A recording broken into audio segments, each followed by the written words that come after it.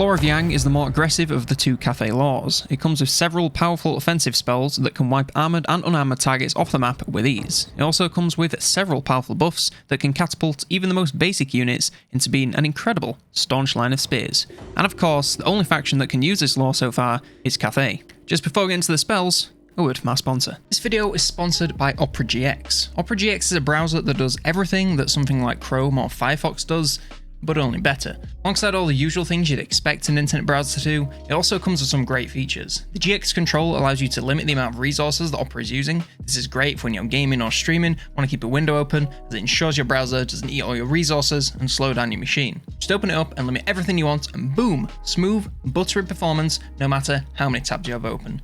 You can even limit the download and upload speeds of the browser to make sure your stream is as smooth as possible, even without brilliant internet speeds. Or on the sidebar also has a ton of integrations that make social media websites a thing of the past. You can access Facebook Messenger, WhatsApp, Instagram, Twitter, Discord, and more right there in just a single click. You can also check on Twitch and see who's live at a glance and head right into their streams from the menu. It also comes with an integrated media player so you can connect your Spotify account, listen to your music library or favorite podcast without having to open up a second window. On top of this, if you open a video in another tab, your music or podcast will automatically pause and resume when you're finished. And finally, Opera GX is also now available on mobile and takes just 2 seconds to connect to the desktop version so you can sync up your searching on both devices. It even comes with this handy flow doohickey that lets you send pages back and forth between devices so you can pick up exactly where you left off if you leave or get back to your desk. If you'd like to check out Opera GX, you can do so at the link in the description. It's 100% free, and I've literally been using it for over a year before they even sponsored the channel. It's really great, so consider checking it out. Now, back to the video. First up, we have Strength of Yang. This is of course the passive of the law, so it has no cost, cooldown, and targets allies. It affects units in a 55 meter range around the Yang caster whenever they cast a spell.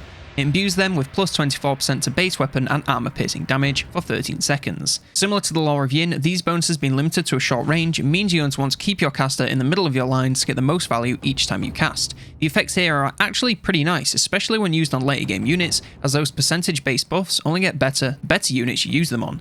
13 seconds isn't a ton of time, but it's enough for that sometimes massive increase in damage to give your troops the advantage they need to seize the front line's victory.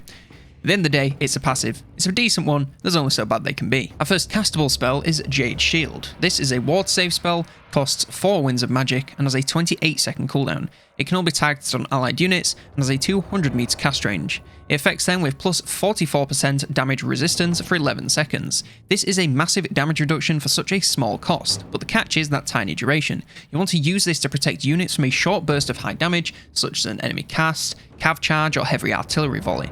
You need to time it well, and bear in mind the cast timer to get the most value here, as being just a few seconds out can mean the difference between taking some damage and taking a lot more.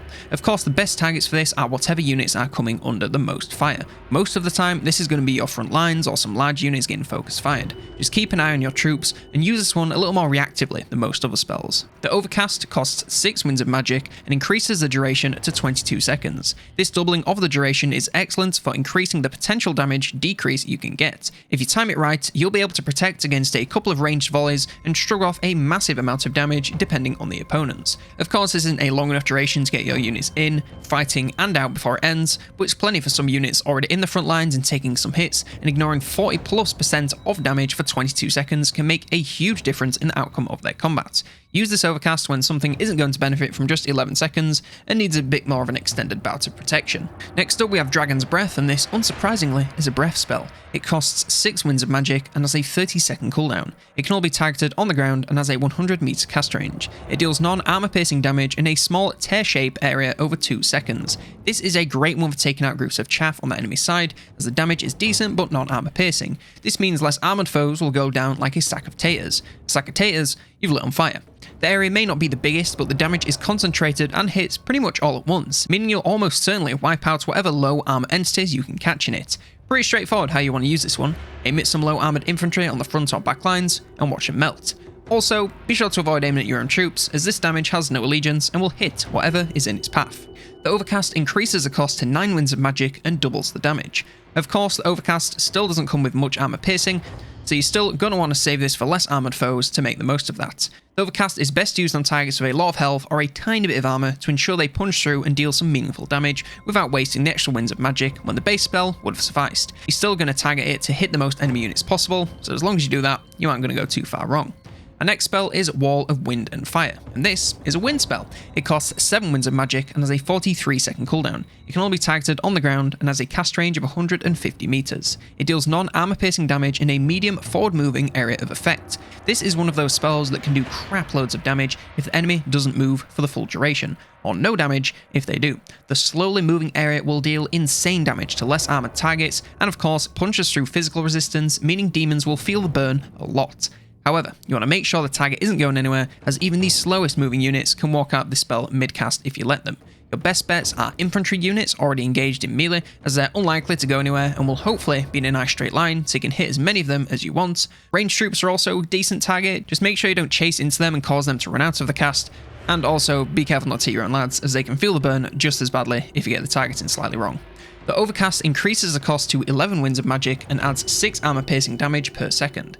This addition of armor piercing damage, however small, means you can start casting this on some mid-tier enemy infantry and still deal some halfway meaningful damage. Of course, don't go casting this on your 60 plus armor targets, as the damage simply will not punch through effectively, but most things below this will be fair game and you'll do some pretty great damage. Apply the same logic as before and you should be just fine. Next up we have Stoneground Stance. This is an augment spell, costs 8 winds of magic and has a 44-second cooldown. It can be targeted on allied units or directly on the ground and has a 200 meters cast range. It imbues the affected units with 100% mass, 8 leadership and expert charge defense in a 35 meter area of effect for 24 seconds. This is a rather unique spell that specializes in making your units nearly impossible to move or impossible to stand up to in a charge. The increased mass combined with charge defense is going to change any unit into a charge absorbing machine that can withstand impact from even the heaviest cav relatively unscathed. Alternatively, you can use it on some cav of your own, and use that increased mass to bowl through enemies that would otherwise stand firm. Either of these uses would be just as effective as each other, so base your choice on what units you have and what you're going up against. Just bear in mind that if you use this mass to charge into enemies, it might also be worth using it to charge out, to avoid getting bogged down once it runs out. The Overcast increases the cost to 11 winds of magic and increases the area of effect to 55 meters. That increased area is going to allow you to make a bunch of infantry nearly impossible to move, or a load of cav impossible to stop. Again, it comes down to your army and the enemies. If they have a lot of heavy infantry and you want to break through them with cav, then do that. If they have a lot of cav and monsters and you want to stand firm and turtle, then go for the infantry. Next we have the Might of Heaven and Earth. This is another augment spell, costs 11 winds of magic and has a 47-second cooldown. It can all be targeted on a single allied unit and has a 200 meter cast range. The affected unit gains flaming and magical attacks, as well as plus 25% to base and armor piercing weapon damage and plus 24 melee attack for 36 seconds. These are obviously some huge buffs, and whatever you place them on is going to do some massive damage in melee combat. You of course want to focus this on the highest damage units you have on your front lines just before they hit combat to ensure they have these buffs for the most amount of time possible. The higher tier units you use it on, the more value you're going to get from those percentage based increases, and the more damage you're going to be doing. There isn't really a bad unit to use this spell against, since the increased damage will go through pretty much everything from armor to resistances. Just make sure your units are fighting something where they're going to benefit from these insane buffs, as if they would just beat their opponent easily. Anyway, it's kinda a waste. So to summarize, use it on your highest damage units on the front lines just as they hit combat versus something with a lot of HP, armor or resistance. Do that and you can't go far wrong. The Overcast increases the cost to 20 winds of magic and increases the base and armor piercing weapon damage by 50% and the melee attack by 40. These overcasted buffs increase the damage output to an insane level that very few units can stand up to. You want to save this massive cost for when your units are fighting the best that the enemy has to offer, and you want to make sure that they're going to make use of that whole duration to ensure you're getting your money's worth. Make sure to keep an eye on the affected units and manage them effectively to output that damage onto units that need it. And our final spell is the Constellation of the Dragon. This is an explosion spell, costs 18 winds of magic and has a 54-second cooldown. It can all be targeted on the ground and has a 200 meters cast range. It deals high, partially armor piercing damage in a large explosion area of 20 meters. This of course wants to be used on the biggest clump of enemy units that you can find. You also want to make sure that they're decently tough and healthy to ensure you're getting all the value you can out of this extremely expensive cast. That massive damage has a little bit of armor piercing, so it will do just fine against tougher enemies and wipe weaker ones off the face of the earth with ease. With that massive area of effect, you're going to hit a lot of units, so make sure to place it center mass to ensure you're hitting the most enemy units possible. Also bear in mind that this damage can hit your own lads, so place it far enough away that they won't be affected. Otherwise, you're going to be looking at a lot of friendly fire. The Overcasts cost 24 winds of magic and increases the damage and armor piercing damage. You want to save this Overcast for the most armored of enemy clumps that would otherwise survive the base cast. Make sure you can find a massive clump to hit a bunch of units, otherwise that massive cost is only going to get you a small amount of extra value, and no one wants that. Of course, avoid your own units even more, as the increased damage will hurt them just as badly. So basically follow all the same rules as the base cast, but it does even more damage and can punch through even more armor. And that concludes this guide on the lore of Yang. Let me know what you think of lore in the comments below. Let me know if you thought this video by leaving it a like or a dislike. And if you want to see more content like this, then be sure to subscribe to the channel so you never miss a video. I'd like to take this time to thank all supporters of the channel, like Dominic Schmass, Adam T, and of course Henry Tucker for their support at the Unclean Ones tier.